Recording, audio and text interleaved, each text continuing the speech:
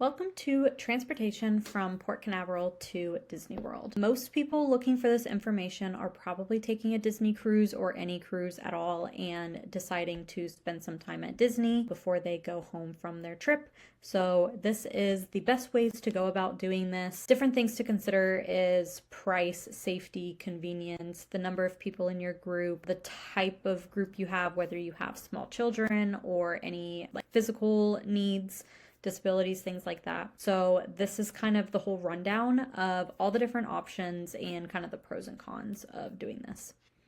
So your first option, if you're taking a Disney cruise, to just use the Disney Cruise Line transfer. These will drop off at any Disney resort hotels, any of the partner hotels that are on Disney property, and it'll take you to the airport. At the time of this video, it costs $45 per person each way. So because you can book it if you're doing Disney or the airport beforehand, you can have them take you out and then bring you back. It's $45 each way. Children under 2 are free. If you're traveling alone or as a couple, this is actually a pretty cheap option since it's just, a couple of people. The more people in your group, especially if it's a single family where you are paying the cost for every single person, that's when it kind of gets a little bit expensive. But the reason I recommend this as the number one thing to do is that way everything is booked within one company. So having worked in guided vacation sales and front desk at a hotel and for Disney, the most that you can keep your vacation package within one company or one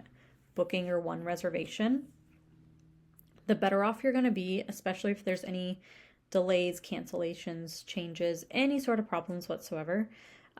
So if there's any delays or problems with the shuttle or with the cruise line, they will handle it for you.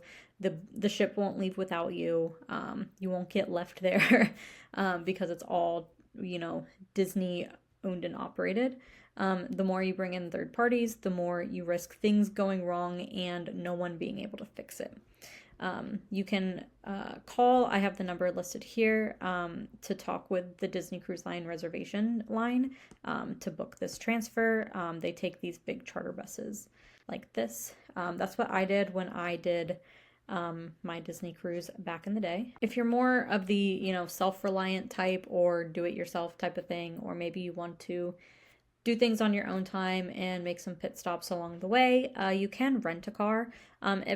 It's going to cost probably about $100 if you just have it for that one day to get from Port Canaveral to get yourself onto Disney property. This again depends on the availability of inventory, special events going on that will affect the bookings, the type of car that you need. If you have more people and need a bigger vehicle, that is where the price will start increasing. If you're a rewards member with any specific car rental company, that can help bring down the cost. Even though, here's what's interesting. So as an affiliate for car rentals, I usually get anywhere from 5 to 10% of the booking value. But what Costco Travel and different things like that do is they will share a percentage of their affiliate kickback so that their price is lower. So their price might be 5% lower because that way you will book through them to save money and they're still going to get 5%. So even I book my stuff through car rental specifically. I book Enterprise through Costco Travel so that it's always cheaper. It's cheaper than booking it and getting my own 10% kickback as if I booked it as an affiliate. So just fun fact.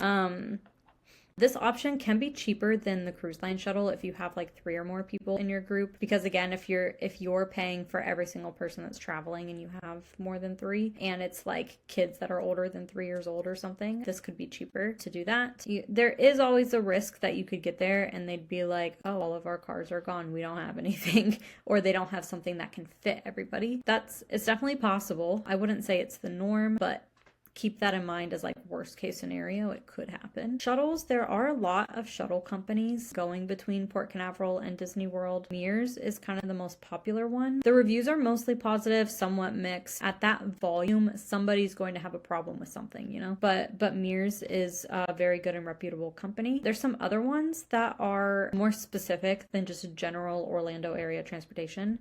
So there's Port Canaveral Connection. You can take this from any Port Canaveral cruise line terminal to anywhere at Disney World or the Orlando airport. So if you're not taking a Disney cruise, then you couldn't take the Disney Cruise Line transfer, but you could take Port Canaveral Connection and get to Disney. You could also go through Happy Limousine. This goes from the Disney Cruise Line terminal to the Orlando airport if you're just trying to get there. So just some other third parties to keep in mind. You could also get a private transfer. Sometimes generally it's faster than shuttles, because unless you're the first stop on the shuttle, like if you're the last person to get on the shuttle, so they leave right away, and then you're the very first stop, like that's best case scenario. With private transfer, like that's how it goes. They pull up and then they're going to take you directly to where you need to go. I know that it wasn't on a Disney cruise. I think it was when Disney did the shuttles to the airport. We were one of the first hotels picked up. So we were going from hotel to hotel to hotel before we got to the airport.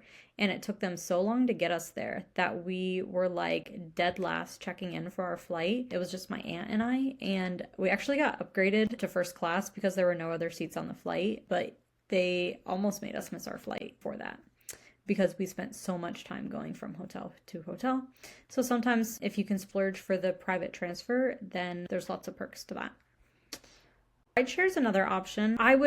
This would probably be like worst case scenario, because a lot of these other things, you book these in advance so you know what's happening. But if for whatever reason something falls through, like with the rental car or something, then my absolute last resort fallback would be rideshare. You can take Uber or Lyft. I honestly just use them interchangeably. Like I don't have any preference one way or the other. I just pull up both. Really, what my husband will pull up Lyft, I'll pull up Uber, and we'll compare prices and timing and things like that. It's going to take at least 45 minutes if you're going to the Orlando airport, and then I'd add on another 15 to 20 minutes if you're going to somewhere on Disney property. That's just with average traffic. Typical price for an Uber is going to start at least $70. When the demand is high, the prices will be higher, and this is possible if once your cruise ship lets out, there may be a lot of people ordering Ubers and Lyfts, so the price may be higher right then and there. So that's just something to keep in mind. And if you need to upgrade to like a bigger vehicle or something, then that's obviously going to be pricier as well. Lyft, the typical price for this is also starting at $70 and will fluctuate with demand. Minivans. So with Lyft does have a partnership with Disney, and it's called Minivans. These are driven by Disney cast members. They only go around Disney property though. When they started the minivans, they would provide a service to Port Canaveral for guests going on Disney cruises. I think it had to be a Disney cruise. I don't think they could take you to another like terminal. I've seen differing information with whether or not this is still a service that is available. From what I have found, if you go through the Disney Cruise Line reservation system directly, they book this and schedule this for you. You don't do it through the Lyft app. The last price that I saw for this is that it's $249 each way, but I know that minivan prices do the surge pricing now based on demand, so that could potentially change. Some benefits of taking a minivan: again, you're getting a Disney cast member that's driving you. Minivans also provide up to 2 like booster seats and car seats, and they also can accommodate wheelchairs and ECVs. So if you need anything like that, they also fit 6 people. So if you have, because like a typical car, because you would have the driver, you can only have a party of 4. But if your family has 5 people, you would have to upgrade to a bigger car, and the minivan, is already that size, and it will have the booster seats and car seats if you need it for kids. So that's a bit of a splurge. It's one of the most expensive options of this list. However, if you're like a group of friends traveling together and everyone's paying their own way, if you all split the cost together, then this is how you can be bougie on a budget for sure. These are what some of the minivans are like literal minivans, and then some of them are more just like SUVs. It just kind of depends. So my advice for this overall, factor in this transportation cost when you're considering like the affordability of your cruise. Like just expect to spend anywhere from, $45 is the bare minimum for an individual person that I really see. And then potentially $70, $100, $250 if you're grouping a whole family together. So just be prepared that there is cost involved getting from point A to point B if you're not taking your own transportation. In my personal experience, again, I took the Disney Cruise Line transfer. I was traveling with my aunt and I mean, she wasn't like old at the time, and I wouldn't really say that she's particularly old now, but being just, you know, unfamiliar with the area or the whole process of like getting to a cruise ship or whatever. There's a lot of people where that peace of mind and just the ease and convenience of knowing Disney's going to take care of everything for you, and they're a company known for their, you know, guest service, that would be my very first choice. If I was traveling with a group of 6 people, we would splurge and take the minivan, because if it's $249 still, which I really don't know, that would be $41.50 per person instead of $45. And then you wouldn't have to spend as much time on the charter bus, which the charter bus is great, by the way. Like they're comfy seats, they have a TV, so there's like entertainment the whole time. So both are great options. Yeah, I would use rideshare as like worst case scenario if everything else falls through, but I would stick with having Disney take me from point A to point B as much as possible. Here's some similar posts that may fall under the umbrella of things you might be looking for. Tampa is a very popular cruise terminal as well, so there's a lot of transportation options to get between Tampa and Disney. And then if you're flying in and out of Orlando for your trip, I have a post about transportation options for when your flight is like super early, like those like 6 a.m. flights, where the regular transportation options like aren't usually running at that point, or it's outside of normal hours. I also have a guide for airport transportation that has car seats if you're traveling with kids and maybe not bringing your own car seat. And then I also have a guide about the Sanford airport, which is Orlando-ish. Sometimes people use it, but it's not the common one. So here's some similar things that may apply to your trip as well.